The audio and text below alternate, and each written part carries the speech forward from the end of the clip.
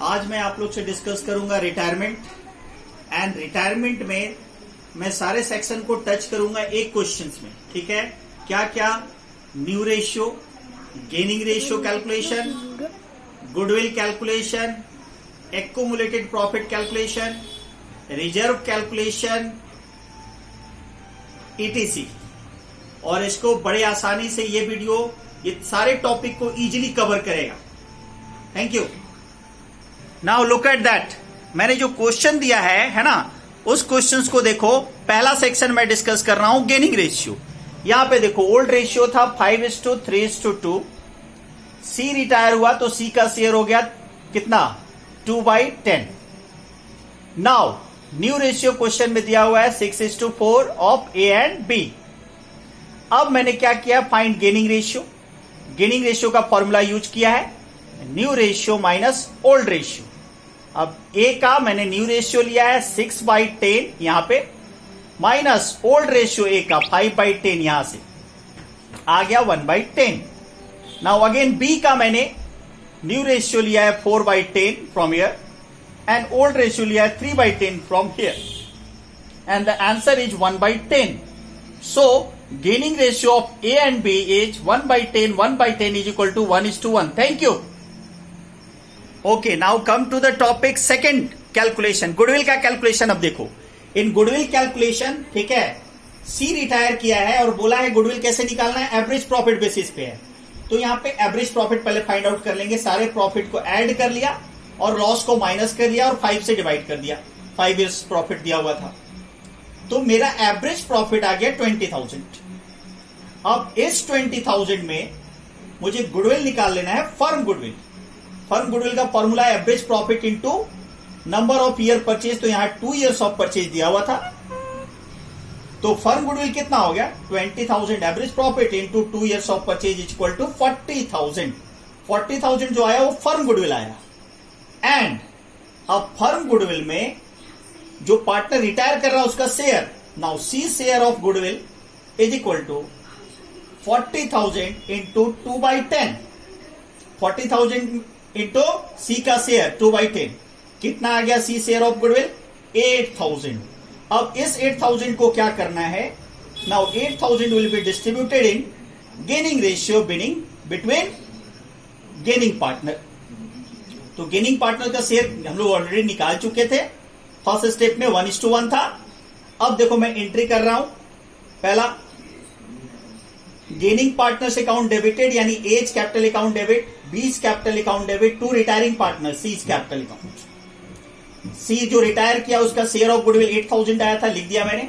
और इस 8,000 को दोनों में इक्वल बांट दिया मैंने, 4,000 गेनिंग रेशियो। क्लियर? और दूसरा जो गुडविल दिया हुआ था, ये गुडविल देखो, गुडविल ऑलरेडी अपेयर था यानी बैलेंस शीट में एसेट साइड दिया हुआ था, उसको ऑलरेडी अपेयर्ड गुडविल बोलते हैं। तो ऑलरेडी अपेयर्ड गुडविल को जनरली जैसे एडमिशन में करते थे वैसे ही ओल्ड रेशियो में ओल्ड पार्टनर्स के बीच बांट देना है। जैसे देखो A's capital account debit, B's capital account debit, C's capital account debit to goodwill. Goodwill 20,000 था एसेट साइड, इसको ओल्ड रेशियो में ओल्ड पार्टनर्स के बीच बांट दिया है 5:3:2 में। Now thank you. नाउ अब आ जाते हैं नेक्स्ट स्टेप में। नेक्स्ट स्टेप देखो जो हम लोग एक्यूमुलेटेड प्रॉफिट और रिजर्व्स का ट्रीटमेंट करेंगे। नाउ देखो यहां पे थर्ड नंबर को जूम करता हूं, सामने लाता हूं थोड़ा। एक्यूमुलेटेड प्रॉफिट दिया हुआ था लायबिलिटी साइड पीएल अकाउंट। तो एक्यूमुलेटेड प्रॉफिट को ओल्ड रेशियो में ओल्ड पार्टनर्स के बीच बांट देते हैं। तो वही मैंने किया है। देखो profit and loss account debit to A's capital to B's capital to C's capital.